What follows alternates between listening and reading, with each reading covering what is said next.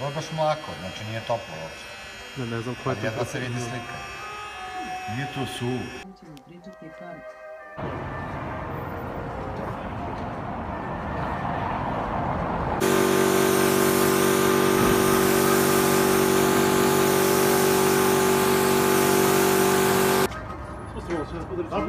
Udarit ću.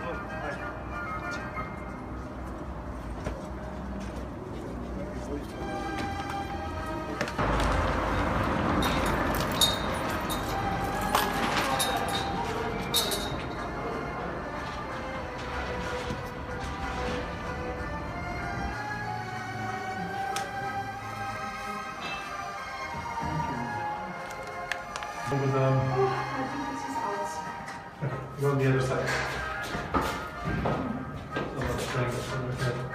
Are you doing the same? You're doing the lower part. You don't trust me?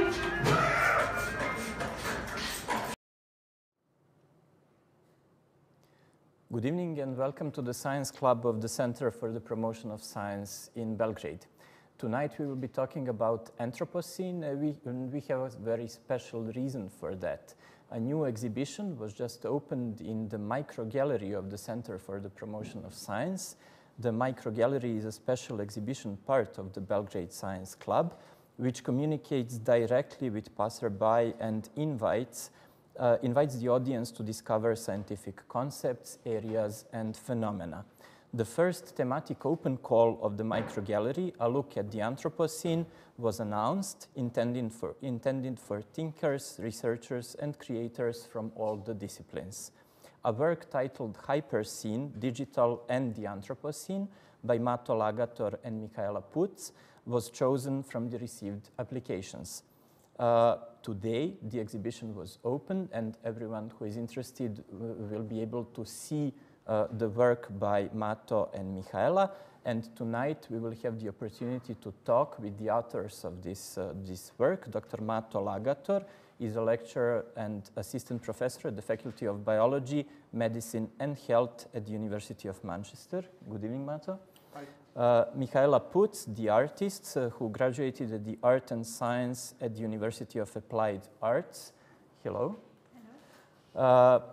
Tonight with us is Dr. Jovana Karaulić from the Faculty of Dramatic Arts, member of the Laboratory of Interactive Arts.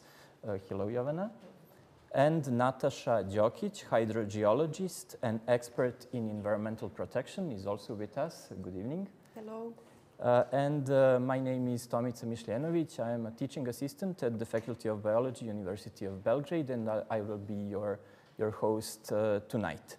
So to start, maybe all of you can just give us a brief answer to the question, what is the concept of the Anthropocene to you? I can start.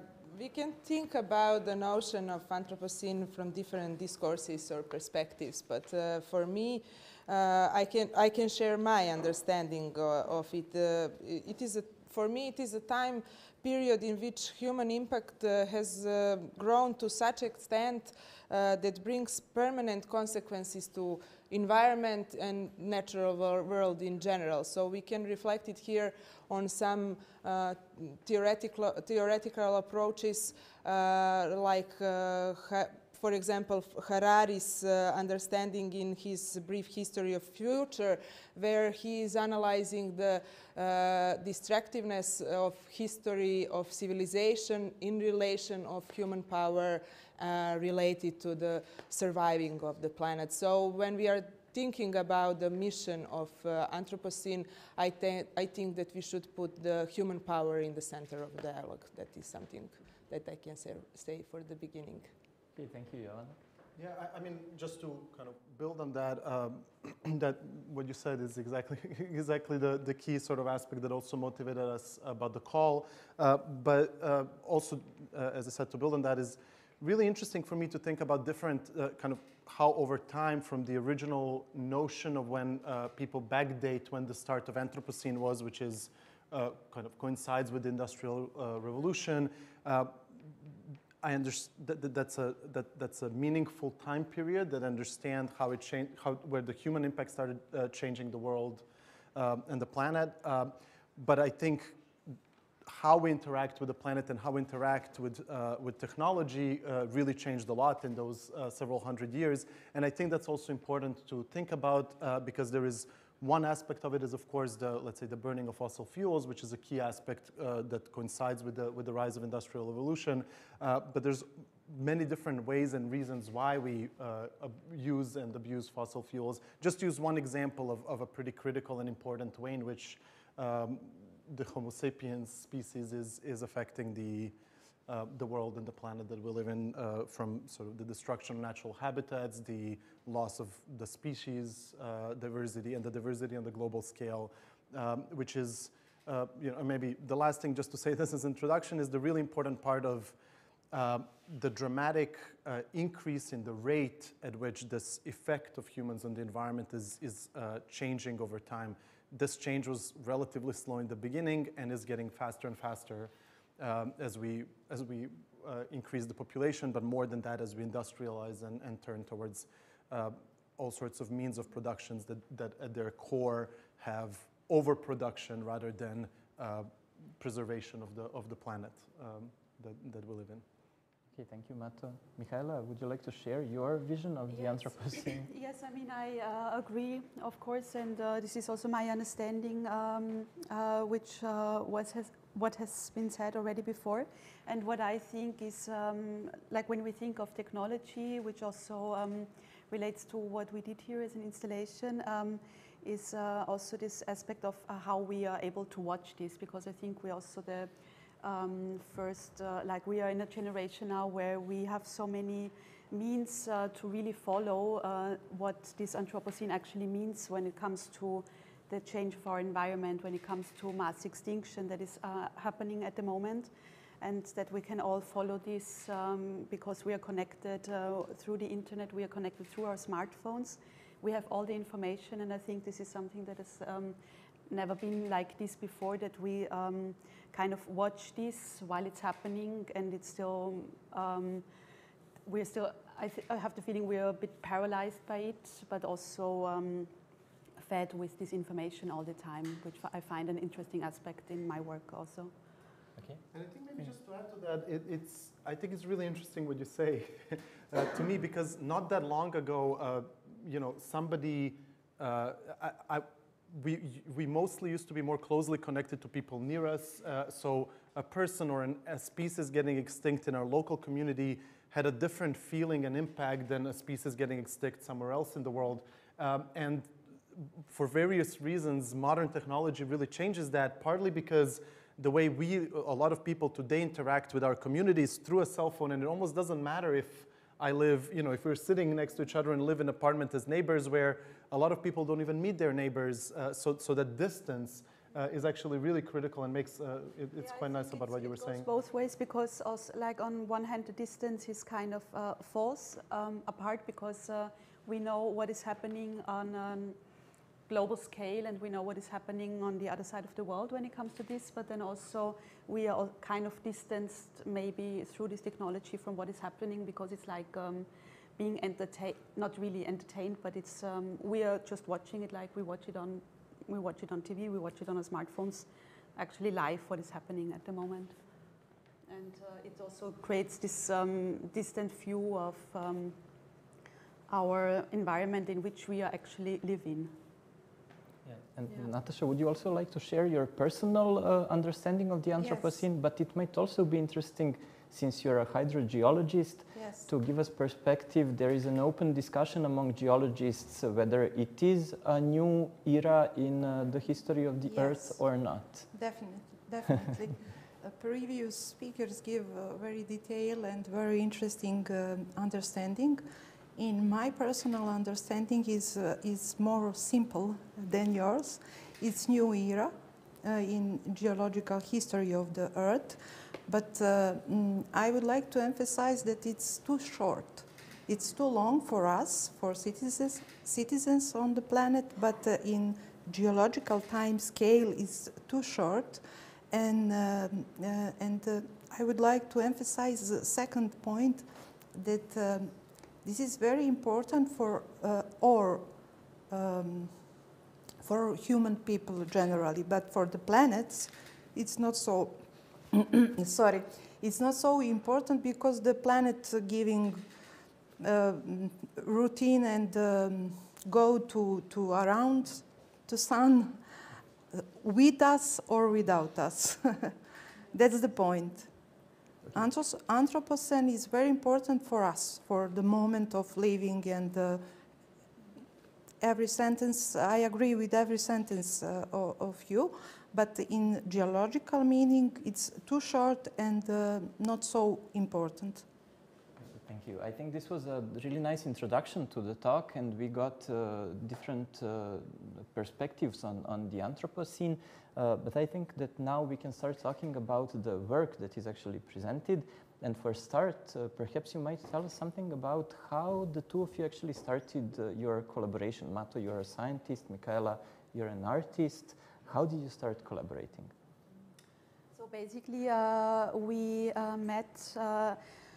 I can start with how we met. So we met in Vienna, and we did the same art and science master's course in Vienna at the University of Applied Arts. And already back then, we started to work in collaborations and stayed in contact, even though now we live in different cities. Then some time ago, we were talking about this call that Mato heard of, and since it deals with topics that we are both also invested in, we decided to start working on this together. Yeah, I think too. Yeah, that was maybe to elaborate a little bit on that background. I'm a scientist, I work as a scientist, but as Michaela said, I was also studying at the University of Applied Art, and for me, really the most interesting part of that experience was meeting people like Michaela, where I found really interesting intellectual ways of collaborating and using methodologies from science and from art and trying to understand where they meet and how they meet and what can be produced based on that interaction. Particularly, I think one of the major interests that we shared is not necessarily some specific topic, but the idea of how to conduct art through research. So engaging with the topic in a way that I would, let's say, as a scientist, and Michaela would as an artist, and we realized those methodologies prior to the production of what we're trying to do are actually quite similar. And that was really, really an interesting point. And then we collaborated on several projects before, some more esoteric than others, including creating some science-based religious cults in dark Austrian basements. But for, at this point, we heard through some very lucky means that involved my mom talking to a sculptor in Belgrade, who then suggested, because I'm not based here, I'm based in Manchester, as you said earlier, and Michaela is not here either.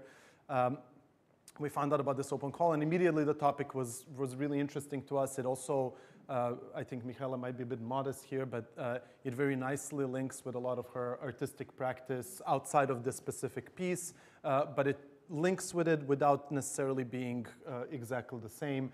And so that was really the starting point for our conversation to try to develop, do we have something to say about this, and is it interesting? Yes, I think it would be nice to give us a bit more information about how the work actually looks like, since most of our audience online still didn't get the chance to see the work. Which, by the way, is great, because in a very ironic twist, the piece that is at least partly about climate change is currently not working as intended because of climate change. And I think that will make a bit more sense in a second. But maybe you want to talk about the inside part? And yes, so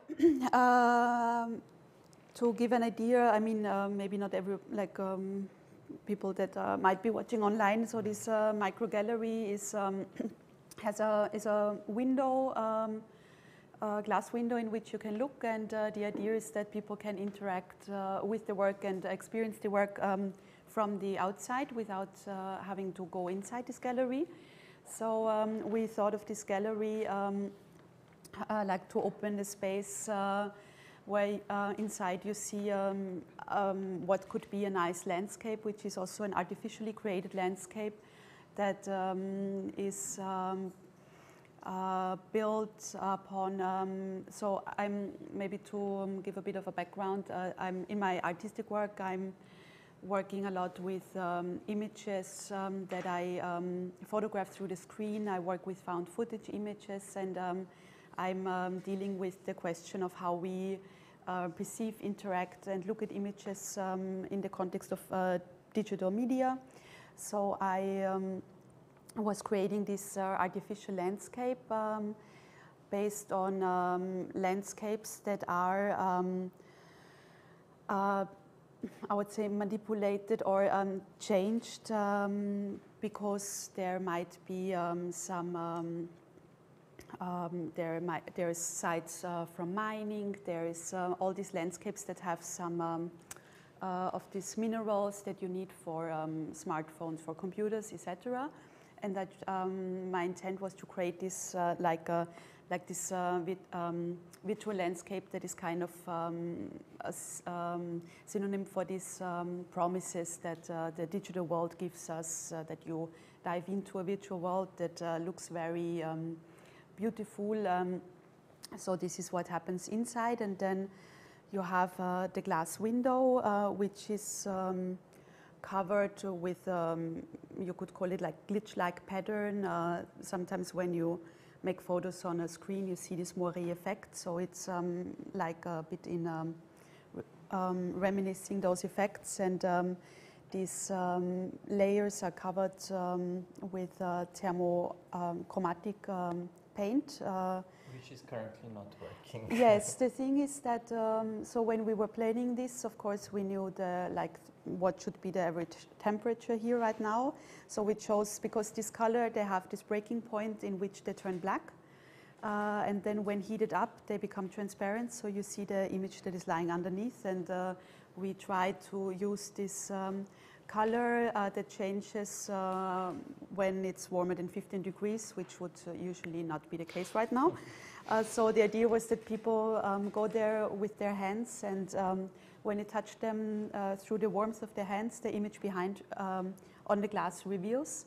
But now, since it's unusually warm outside, it's partly revealed already, which is, of course, an irony of this whole But hopefully situation. When we finish this conversation, it might be colder outside. colder, yeah, Yes. and we might be able to see the work in its full glory. Yeah. Because what you can find on the glass, which is covered with this thermochromatic paint, are images that then show you in more detail what is actually happening, what are the costs also of our digitalized lives, which means mining, which also means slave-like labor in other countries. And this is what you can see underneath. And there are some QR codes that people can scan, and those QR codes take them to a website. Yeah, so there is, maybe I'll get to that in a second, but maybe just to, I think what Michaela described really well is the visual sort of approach that we use here, but maybe I can take a moment just to abstract that a little bit and maybe present to the audience here kind of the idea, the more ideological approach that we were using. And so for us, the really interesting thing when we started thinking about Anthropocene was that as I was saying earlier, there was, let's say, industrial revolution, which is very different from the world we live in now. And the world we live in now is very clearly dominated by digital technologies. And that has certain consequences, which we really wanted to explore. And really the key part, what we wanted to explore, is the kind of dual nature of digital technology and the way we interact with them, where on one hand, there is the kind of the beautiful world, like what people like Jeff Bezos or Elon Musk might try to sell you or tell you that is the promise of digital technology, maybe kind of how it might have felt in the 90s. It doesn't so much anymore, but the world of freedom and something really beautiful, but also abstract and out of reach, and that's represented by what's inside of the space, what Michaela was describing. But there is also another aspect to that story which is less directly spoken and talked about, which is the consequences of the development of that technology. Again, as Michaela was saying, where do the minerals that are used for building mobile phones and computers, where do they come from? How do we dispose of mobile phones? Are there any kind of strange, curious marketing strategies that were developed for very different reasons in the 70s, which are now forcing companies to make sure that you buy a new phone every 2 or 3 years by changing the software that is not adapted to your old phone anymore, even though it's fully functional. So that's called planned obsolescence. So we wanted to explore these two sides of the effectively same coin. One thing is this promise of the beautiful future, and the other side is the more kind of the reality that is trying to be hidden. We also wanted to explore why that might be the case, where there is sort of financial interest for companies that produce these devices that exist within the capitalist framework, which really forces them to behave in this way. And it's not even about blaming them individually, it's that they sort of don't even have a choice. It's more of a systemic problem, at least in my opinion.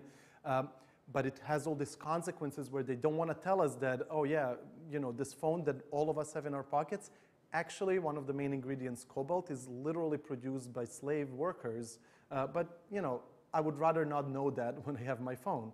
And so we wanted to really play with that. And what was really critical for us is that that sort of harsher reality is something that you have to work as an individual, and even better as a group and a community, to try to uncover and understand the processes that lead to the changes, ultimately lead to the changes in the planet. And that's exactly where the QR codes come, because they provide, as you're searching through this, the part that's hidden, you can reveal parts of the image, but also QR codes that are hidden in there, which you can then scan with your phone, which will take you to more kind of direct information.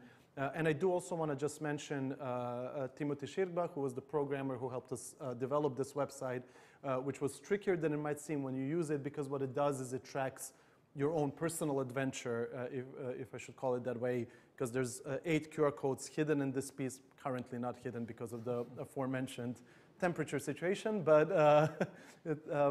they're supposed to be hidden, and it's the way in which you reveal them would reveal the parts of the website only for you. And for the duration of the exhibition, the only way to really see full content is to really explore the piece.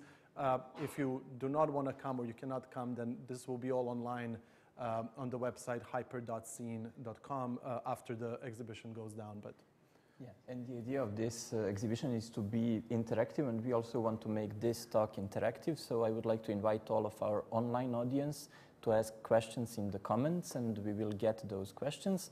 And the audience live here at the Science Club will also get the opportunity to ask questions. And now we can go back to harsh reality that you mentioned, and mining is definitely a part of our harsh reality. And the needs and global demand for various metals and metalloids is constantly increasing, and their extraction and processing has a serious impact on the environment. So Natasha, I would like to ask you, what are the main impacts of mining on environmental degradation? Before I talk about the impact, I would like to say that the history of mining on the planet is very long. Actually, we start in prehistoric period to do something like mining for tools and weapons.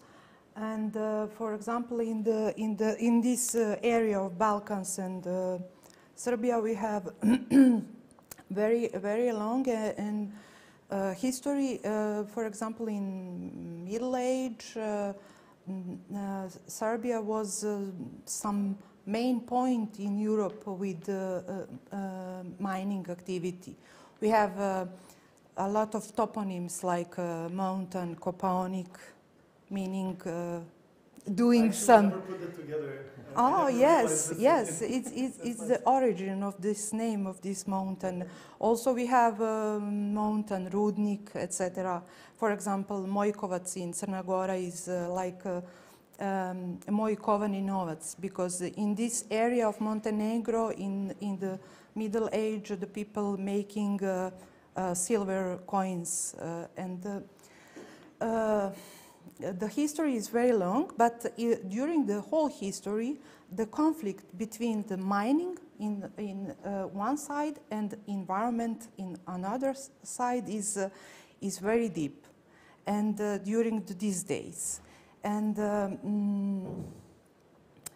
on the first place, impact of every mining is space, because every mining using a lot of space.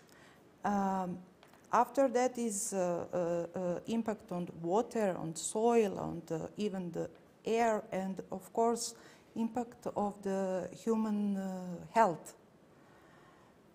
New technology give us some little better opportunity in compare with the previous mining history, for example in the Middle Age, or I don't know. But impact is huge, and new technology can give us, I don't know, a little optimistic view on the mining generally. But is it possible somehow to make a balance between environmental degradation and we can also say destruction of habitats and huge areas of sometimes arable land and diverse ecosystems, and our need for metals? So we definitely need metals, and we still don't have any alternatives to metals. Of course. And we are making a huge damage to the environment. Is it somehow possible to reach the balance between those two? I'm not optimistic, because the balance, we cannot make a balance. We usually talk about the demand of, I don't know, oil and etc. But another mineral resources like clay, limestone, etc., even the sands, is also is not renewable. They have a limit in the core of the planet, and the balance. The new technology can make a balance, but not. I don't know how to say well, but it can be possible to make a balance between mining and environment. Every mining, every small mine site give a huge impact of environment. And there is a lot of scientists studying these impacts and studying the effects of toxic metals in the environment to various organisms. But artists are also aware of the problem, and they see these destroyed areas, and they are somehow, if we can say, inspiration for their work. So, Jovana, how do you actually see the relationship between science and art, and how do artists actually use new technologies to communicate complex phenomena such as environmental degradation to the general public? Yeah, thank you for this question. Until recently, I think that we understood these two disciplines as through divided lenses, let's say. But it is something that is changing now through even this exhibition is proof of that, and the whole art and science movement shows us and explain how arts and culture can merge with the science in communicating the important topics for the society. So how to give us a kind of bigger opportunity to make the topics wider in sense of visibility, and start and initiate a dialogue about it. So second part of your question is something that we are working very actively in our lab at the faculty, in understanding what new technologies can give us in promoting the values or promoting the new perspectives in a sense of sustainability production, let's say. And we are working through the different new technologies elements like extended reality, virtual reality, and others. But also it is something that we can discuss after what are the balance between these two digital transformation possibilities and on which side we should look when we look in digital transformation in a sense of impact on environment in a sense. And now we have an interesting question from the audience. Maybe you can start first, and then all the other participants can also give their answers. Sarah is curious about how art can bring very local issues back into the public eye, as well as how they can be integrated into everyday life. Yeah, it is something that also we are working on it on this topic in the initiative Green Art Incubator, which is working on mobilizing players from the sector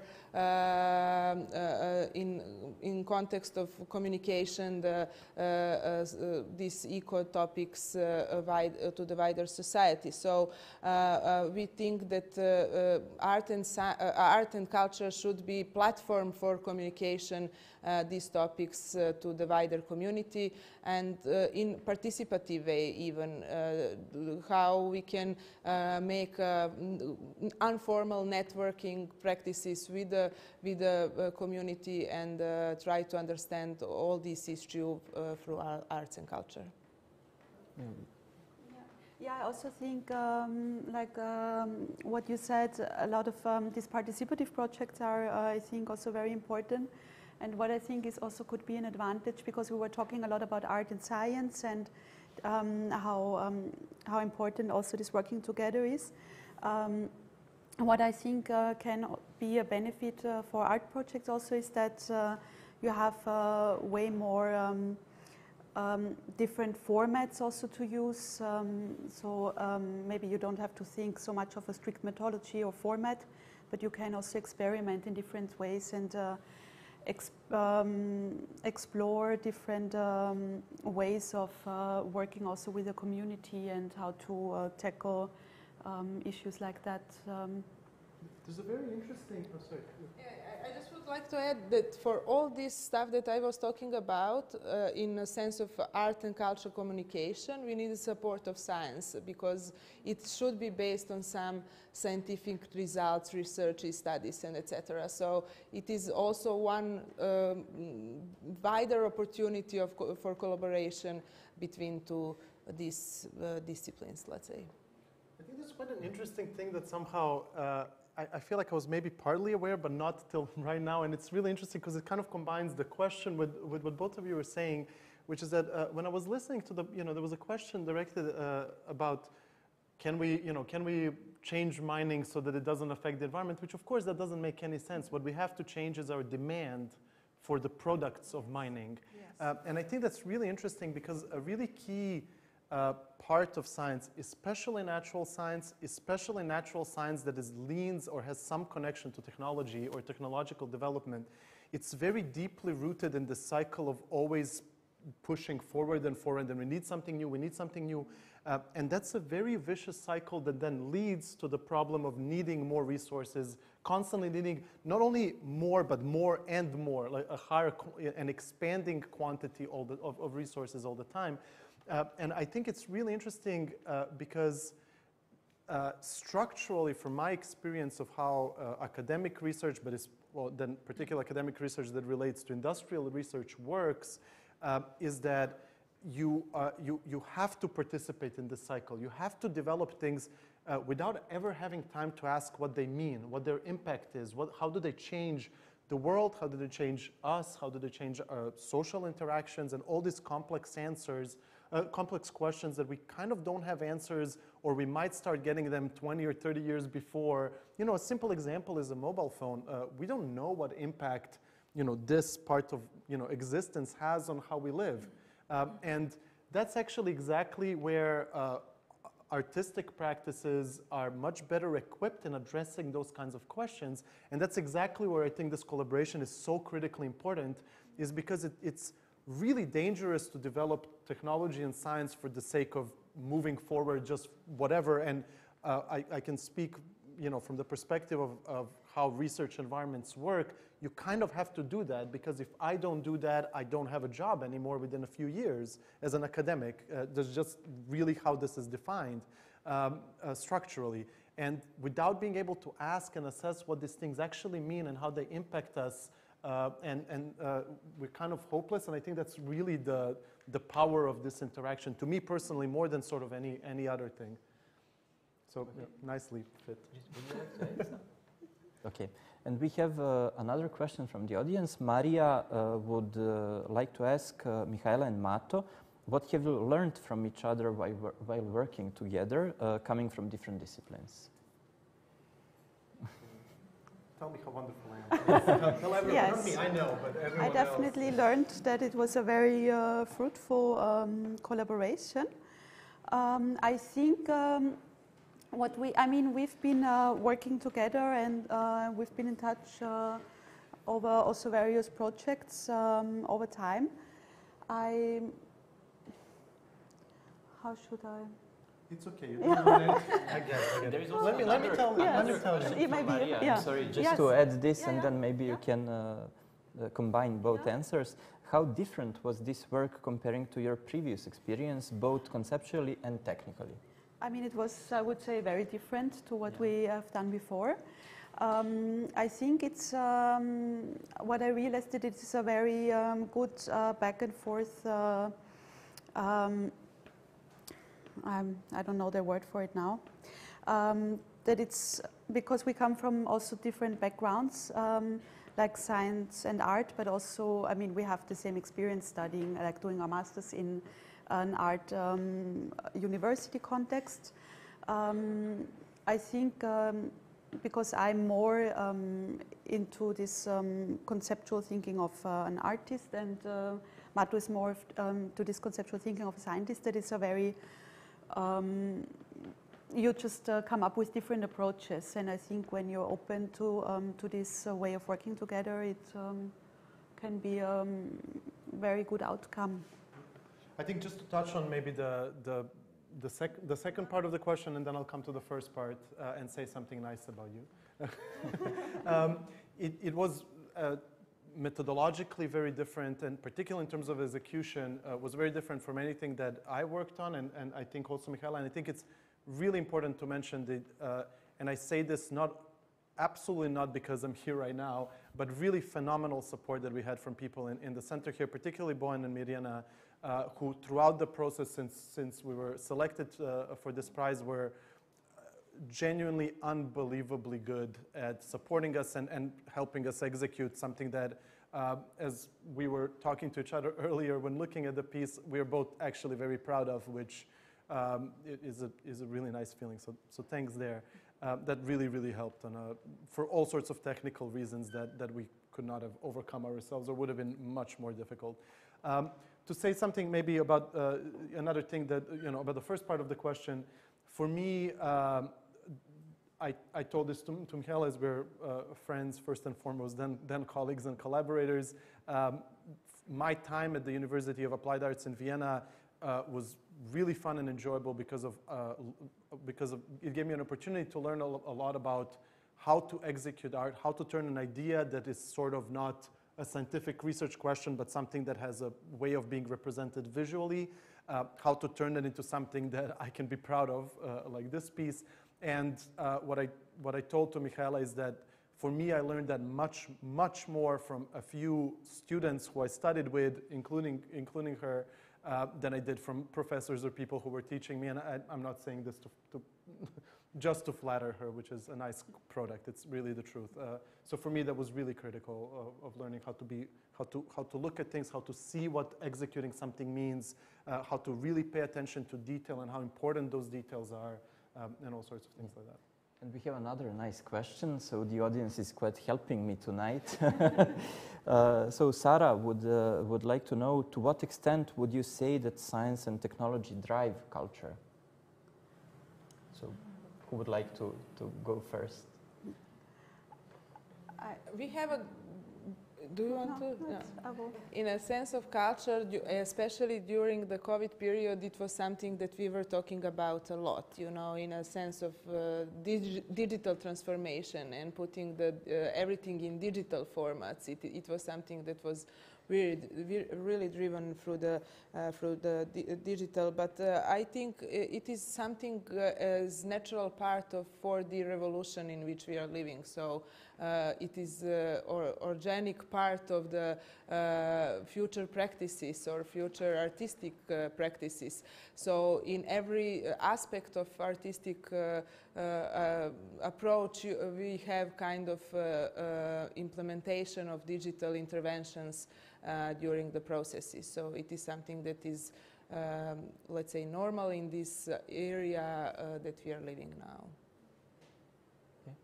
Would you like If to you add have something something. to Yeah, the- I think also that the invention of technology is always had already a lot of turning points also for societies. Like when you think of also the invention of mass media, how it changed the societies, how it also changed the very personal behavior of families who would then sit together in front of the TV in the evening. So I think all these technologies also shape, of course, our societies and then lead to something new. Also, when you think of smartphones, how we behave, how it changed how we remember things, how we use, like what Mato said before, how we use our hands, how there's also this thing that the tools also change our gestures, which can be very obvious when we look at how we use smartphones. So, of course, it's always changing society into something different, and I think it's also the challenge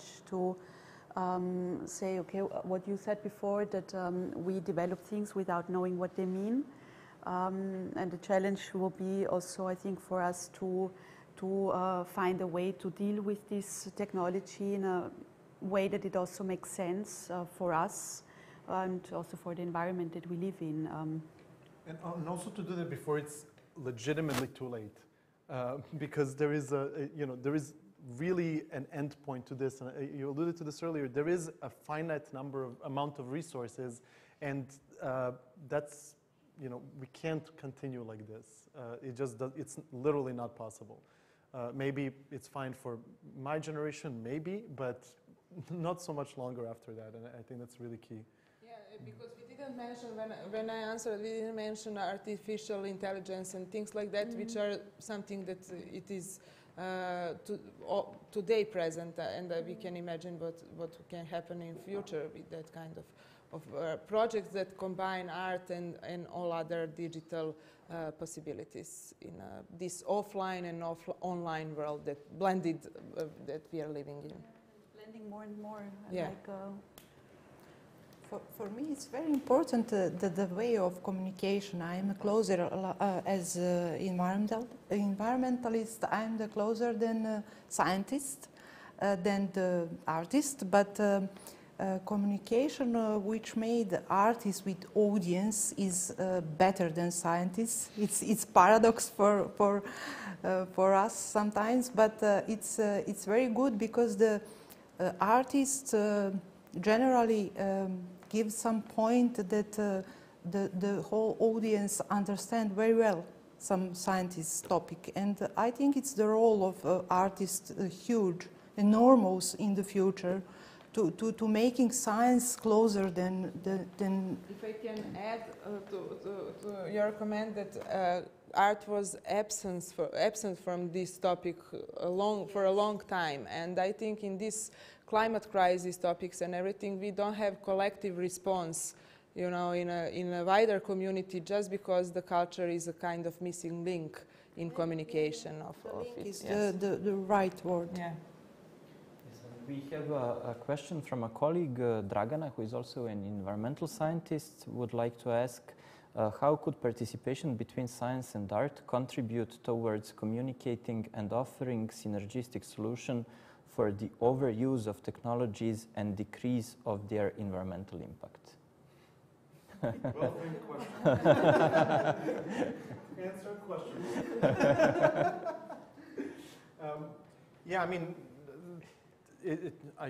I wish I knew, right? I mean, but that's kind of a good thing as well, because there isn't a single answer. There isn't, and there shouldn't be a single answer. It's an extremely complicated issue of how do we understand the role of science and technology in the lives of individuals, societies, and the world's population in general.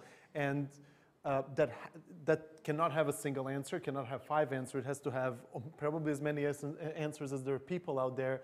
I think the really critical things to think about is what's happening more or less globally with funding to arts, which is generally on a downwards trajectory in most of the Western countries.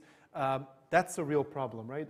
It almost doesn't matter for us to have some idea of this approach or that approach is good and this approach is better when there is a year by year less and less funding to actually do anything.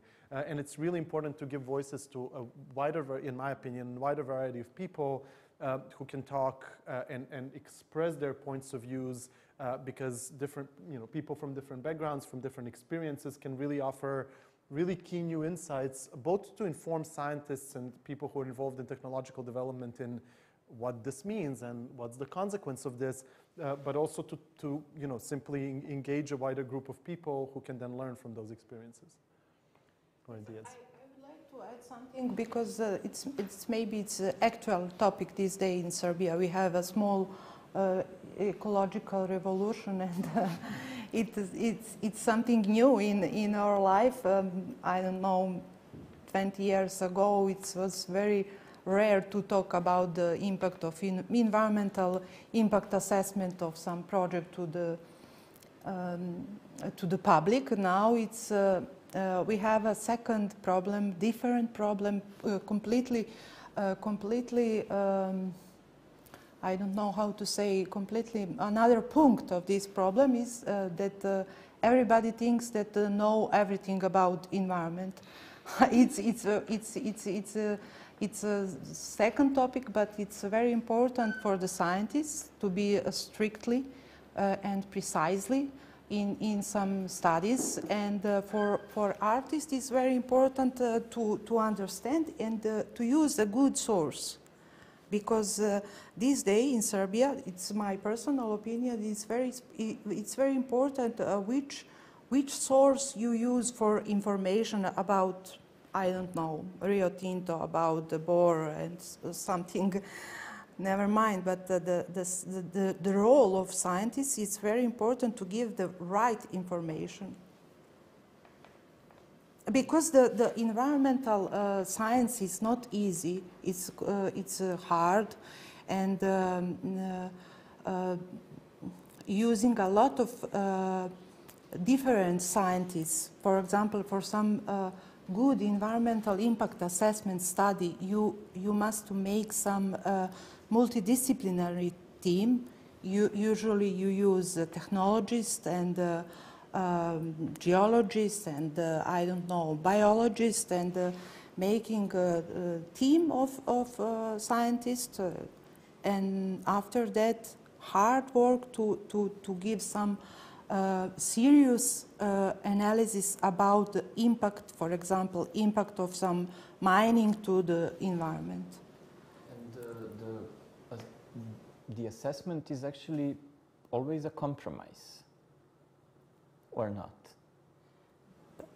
Compromise it's not a right word. Assessment is a pure science, and measurement is a compromise because you can making everything everywhere, yes, but definitely. Decision is what is the price. So it's quite complex, and I think it's now the right moment to give the chance to the audience here in the room to also ask questions. Is there anyone who would like to ask tonight's participants?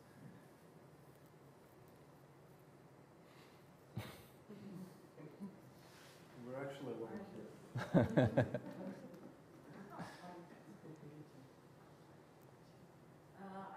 Thank you for the discussion, and it's interesting how the time is, you mentioned the current situation, as you said, small ecological revolution that is going on in Serbia.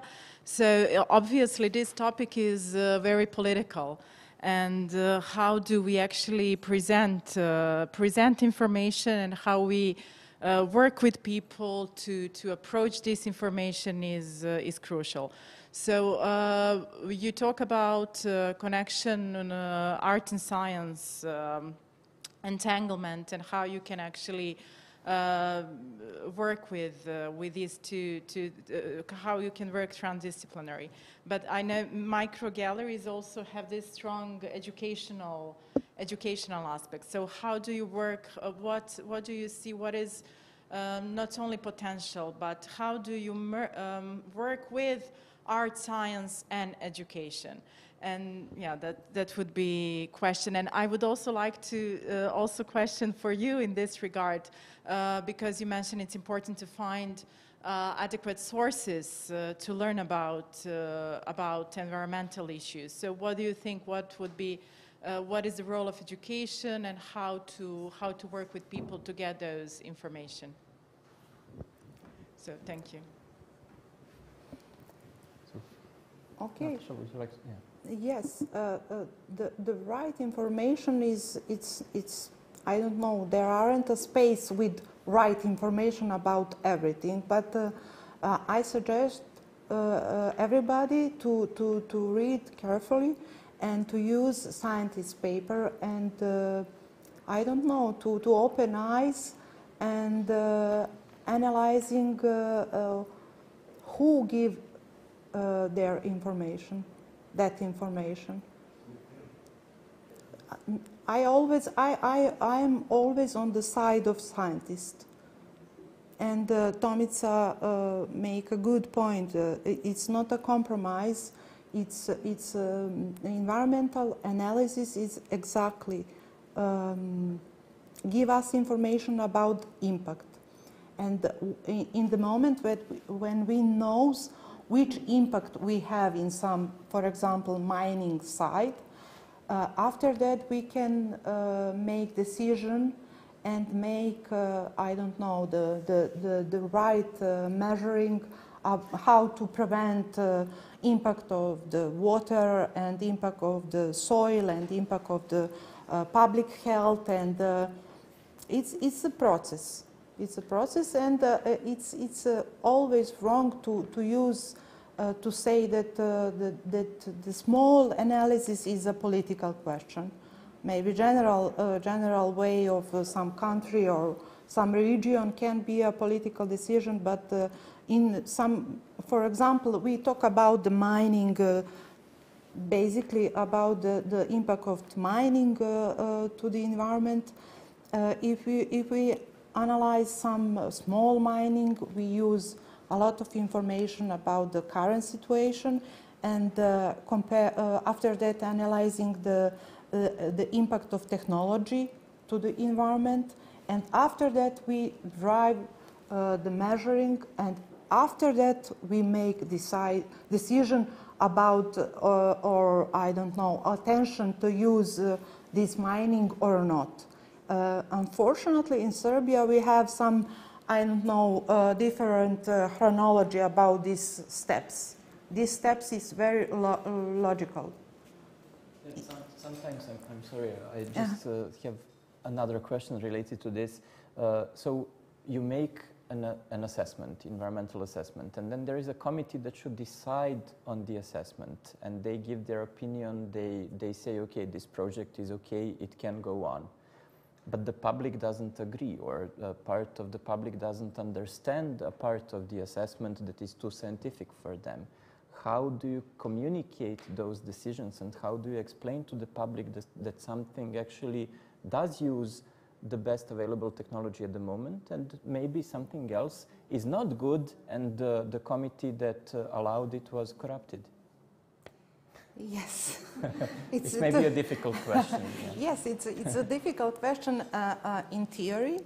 In accordance with our law in Serbia, we have opportunity to decide when we conclude that, for example, some future impact is huge or enormous. We can decide that we don't have, we don't need this kind of project in the theory. In the practical life, is usually decision is made before anything else. and it's actually two questions. When we talk about the regulation and law or the practical life.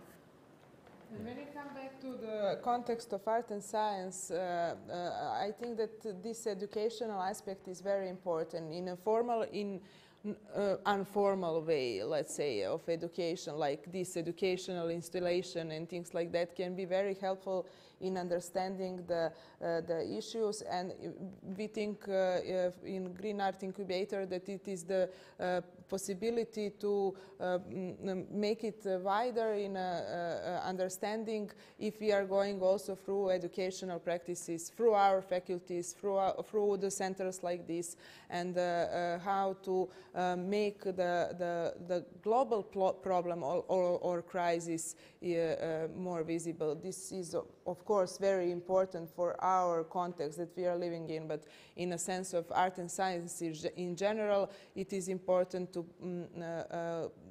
work on both sides of educational practices that we have.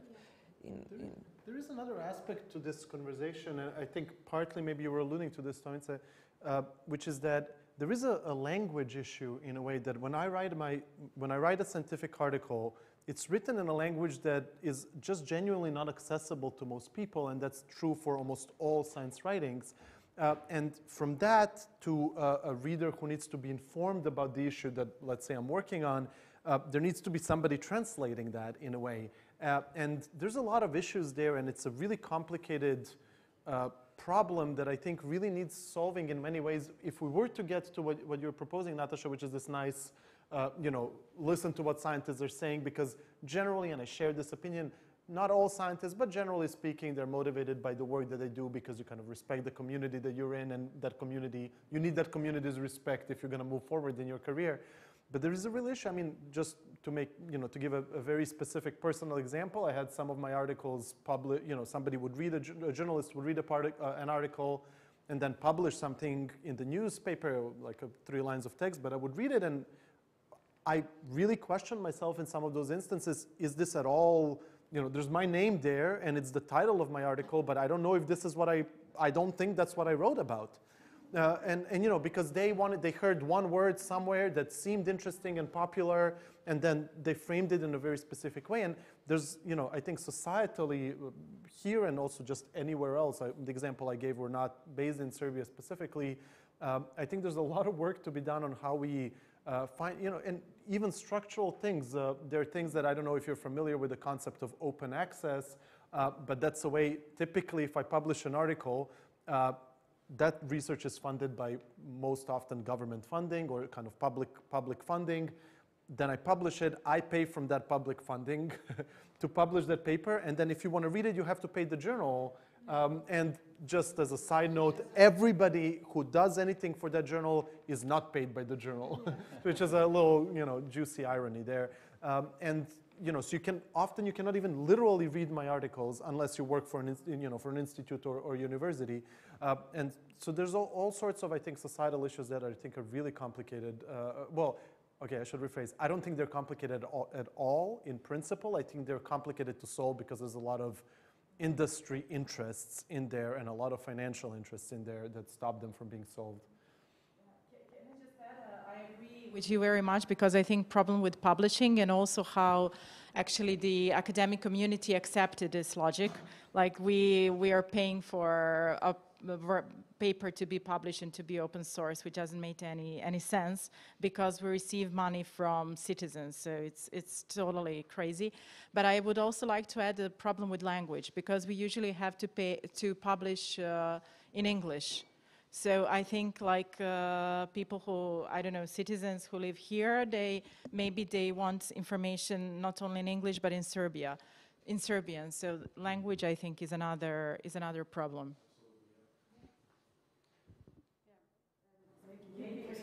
Maybe I can add on to this. So we again invite everyone to come to Kralja Petra Street and to discover these QR codes, which also, leads to some sources. We were also a lot discussing with Mato and Michaela, which kind of sources, they will present to the public for the information like that they digged out for this particular installation they created.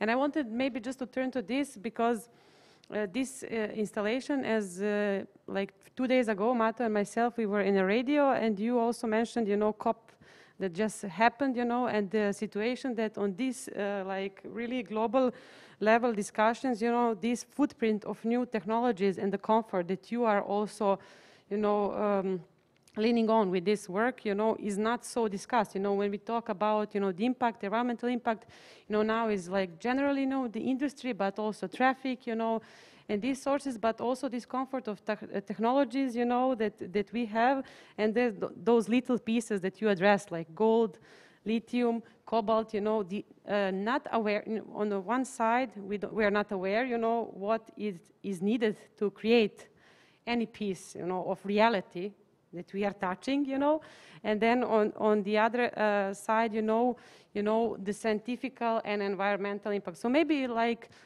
I would invite you, you know, maybe to the audience that is not maybe coming here today and not seeing the work, you know, to talk about a bit more about this, you know, about these topics that you choose, you know, to present with the QR codes, but also I think Natasha can also talk a bit more about the specificity of this, like gold and treasures, you know. These are our treasures that we trash, the mobile phones, and they are consisted of earth treasures, yeah? So that's... Yeah, maybe let's start with this. Sorry. It's really nice to hear this question because it's so related to why we were attracted to the notion of hyperscene, as we sort of dubbed it, kind of this relationship between technology, hyperreality, and the hyperscene. It's kind of that exact process, you know, the beautiful image that you can see inside of the space that it's not even discussed at COP26. You know, it's that same process that leads to what's projected to be one of the main, if not the main, contributor to CO2 emissions in globally by year 2040, not being a part of the discussion. You know, it's not even questioned that we shouldn't keep mining forever till, I don't know what, you know, what they anticipate will happen, but till that point, that's not even a conversation, right? Because there are simple things there's complicated things, but there are also simple things like planned obsolescence, which is, I mentioned this before, but it's this process that companies force you to change your technology either through software updates or changing, like some companies do, changing the adapters every 4 years that you cannot charge your phone anymore or your computer. They force you to increase waste, and you know, that's a very simple thing to change. Just stop them from doing so. In fact, there have been some lawsuits globally for this practice, which were actually quite successful and give some hope to how we can, as a community, deal with this. But for this not to even be mentioned at you know, the climate summit is, quite frankly, insane, and sort of a testament to just how much of a hyper reality we sort of live in, or at least people on top live in, or want us to live in. I don't know what's the right relationship there. Would you like to add something related to the extraction of some of these metals? In Serbia, for example, we have, as you said, a long history of mining, but we have mining of various metals, and some of those mines are still active. On the other hand, there is a global community working on recycling of some of these metals from these devices. Do you think that the technology could be successful enough to allow us to recycle a significant % of the metals that we already have in these devices? The answer in the future and the question for the future is recycling, because when we use recycling in the right way, we can reduce the demand of these mineral sources. Every mineral sources is the answer for a whole society. But I would like to add something important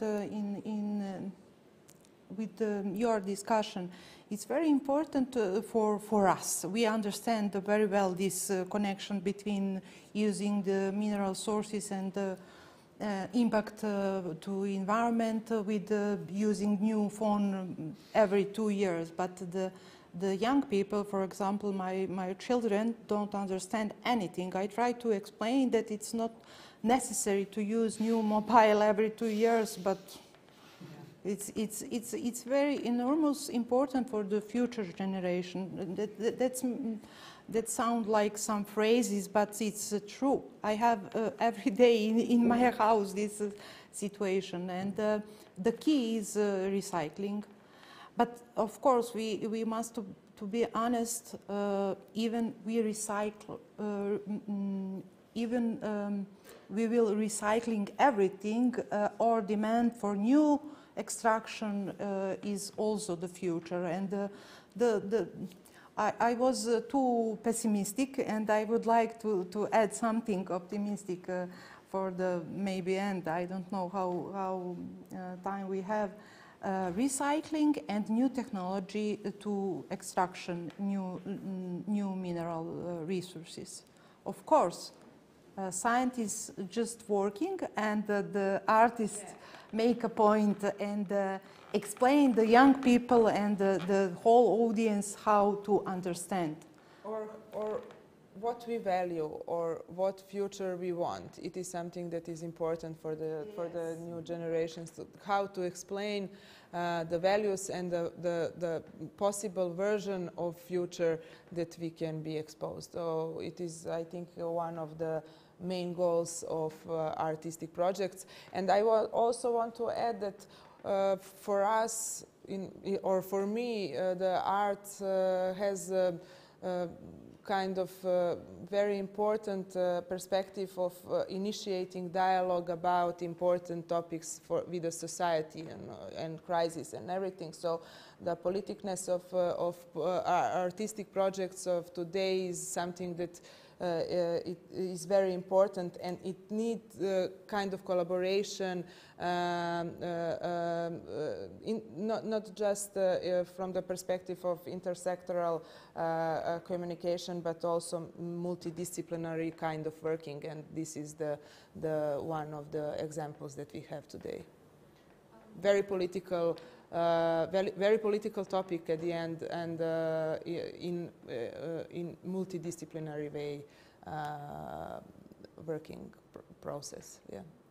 Yeah, I would, because you mentioned also this question of what's the world we want to live in, and the role of the arts, and I think what can be also a very good role is that like artists or artistic works and projects, they can create like utopias, they can create dystopias, so they can also show what is possible in both ways. What a world would be possible if we kind of join forces and try to develop in a better way, but it can also show what are scenarios, how it can end up. Yes, and I think this by telling stories and by telling scenarios, you can also reach people and make them think in a different way about certain issues, which can also be a power to change, even if it's like on a smaller scale. And that really nice fits with the art-science interaction, because rooting those visions of future into something more driven by data and more driven by knowledge, let's say, gives it that much more power. So I think it's So we mentioned multidisciplinary approach a lot of times tonight, but when we come to our mindsets, and if we are completely honest to ourselves, do you think that we are still quite limited by our disciplines and our professions when it comes to understanding complex phenomena like environmental problems, or maybe any challenges of the future? I just mentioned I think keyword for this question, the interaction. Because this is something that is helping us in this multidisciplinary kind of way of working our processes, because that kind of interaction and understanding between these two disciplines can help in make it really possible. That is something that I see like a solution.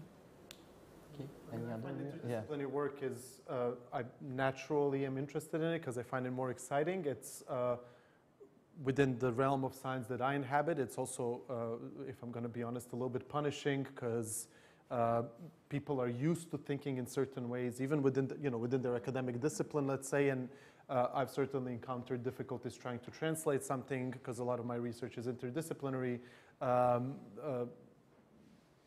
There's some sort of, I wouldn't say objection, but more a lack of appreciation. I've been in situations where I try to explain to people what we're doing, and then 6 months later, you know, they will reject the application for the grant, and then 6 months later, they will, you know, hear me at the talk and be like, oh, now I get it. I'm like, yeah. And also one important thing is that we cannot think about art and science as a tool, like art is tool to represent some results, or on the other way. So it must be in equal position in communicating the things. So I think it is also important for this interdisciplinary way of working. I think that's really important to get across to a lot of scientists, because that's a very common approach of art and science, is like, here is my image from a microscope, make it look pretty, and then do your art. You do your art, So, but art shouldn't be a tool, or That's craft. Not art. It's nice that somehow communication is a keyword of our talk tonight. So I would also like to ask the audience if we have any additional questions for the participants. Or comments, yeah. And if not, there is another point for discussion. We had the chance, some of us had the chance to see the new installation in the Microgallery, but Microgallery will live on. And when this installation is closed, there should come another one. So do you have any ideas or views? What might be the next public call for the Microgallery? What topics would you like to see presented in the Microgallery? What do you find interesting, provocative? Any inputs from the audience, online audience in the center, and definitely from our participants tonight? Yeah. Do you have any ideas? I just found out just before we started that this building was apparently originally constructed as a kind of the Center for Yugoslav censorship. I think that's a pretty good topic, which place, you know, roots it in the physicality of the place where it is. I mean, I think that's globally an extremely important topic. Links with the sort of notion of fake news, what that means, who uses that word, how they use it. So. And the heritage, And I'm thinking about that, like all these topics that we were mentioning tonight are not a part of individual passions or individual professional expertise. I think it is something that must shape systematic setting or something set up. And it means that we need to work together, and because I'm coming from social science, I need to say that it is not about the collaboration, it is about maybe deeper than that, solidarity and togetherness, and that is maybe can be keywords for something that you will develop for the future topics. Okay. We also got an input from Dragana on YouTube. She says transhumanism. It is a very important topic. Any inputs from the room?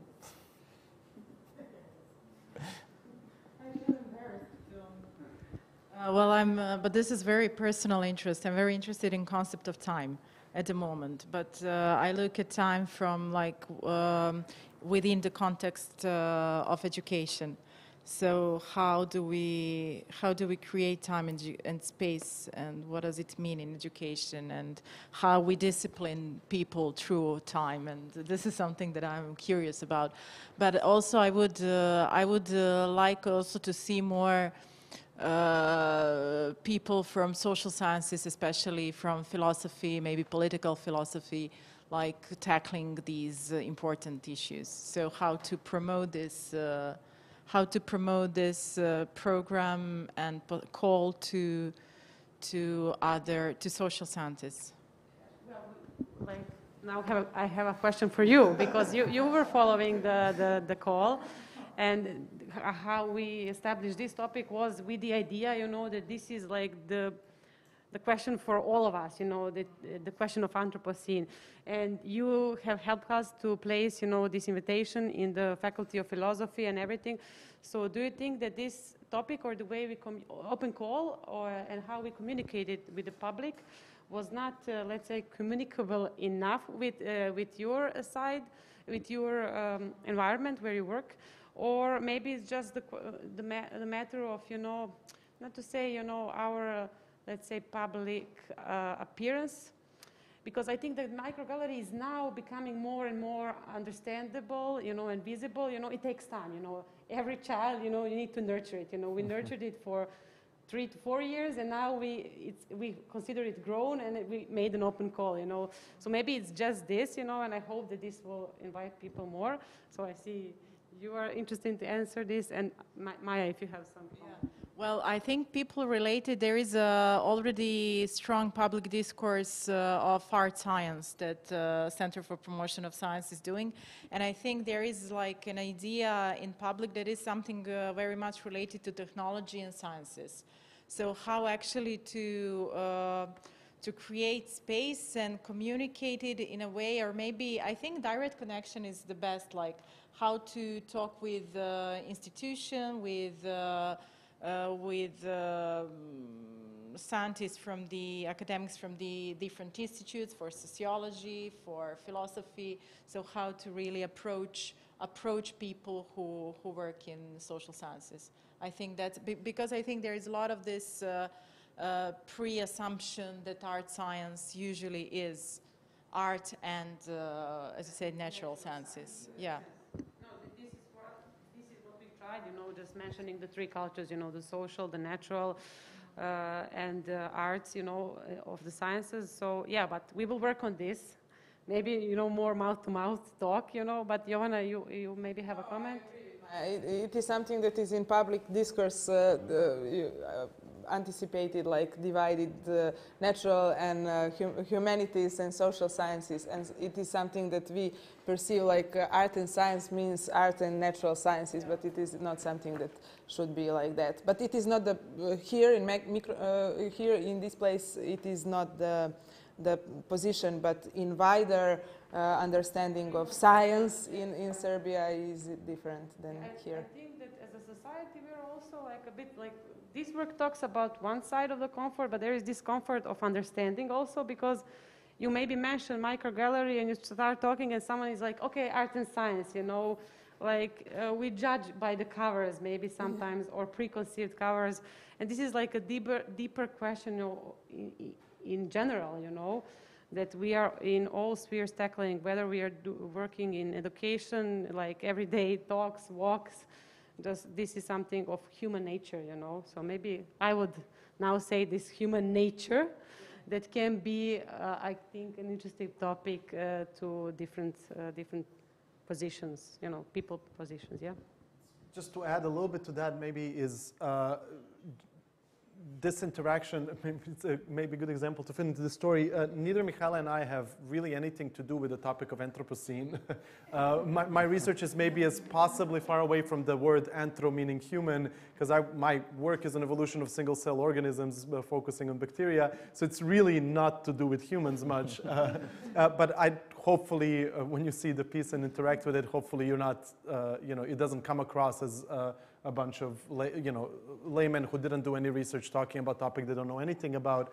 And I think that's important. There's nothing, and this was kind of the emphasis early, it's more about the methodology and how you approach and how you do research to derive ideas about the art, the kind of piece you're trying to create, than what your particular discipline is. Because as I said, for us, this was not it. This is actually an interesting point to end this discussion tonight, but I would also like to invite all of the participants online and all of our audience to come and visit the installation in the Microgallery, and also to invite all of you to see if it's cold enough outside at the moment to enjoy the installation in its full glory and try to play a bit and see how it actually works. And thank you to all of you for your time tonight. I hope you enjoyed this talk.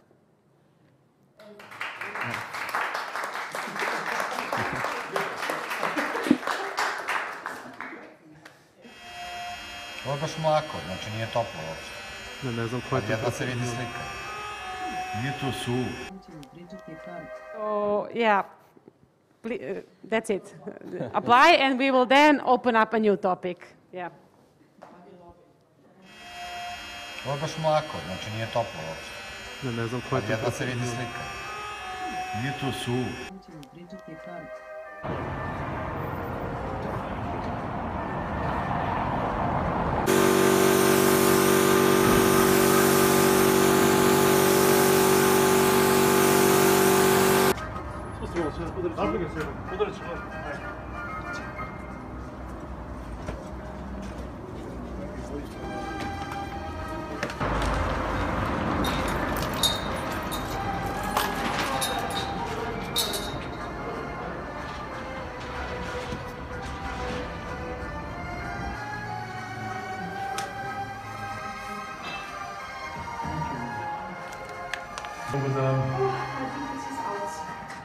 Go on the other side. Are you doing the same? You're doing the lower part. You don't trust me?